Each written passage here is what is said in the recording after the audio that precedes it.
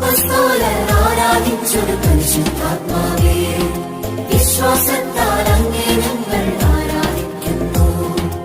അപ്പസ്തോലർ ആരാധിച്ചൊരു പരിശുദ്ധാത്മാവേ, വിശ്വാസത്താൽ അങ്ങേ ഞങ്ങൾ ആരാധിക്കുന്നു. മാളികമുറിയിൽ തീയായി വന്നൊരു പരിശുദ്ധാത്മാവേ,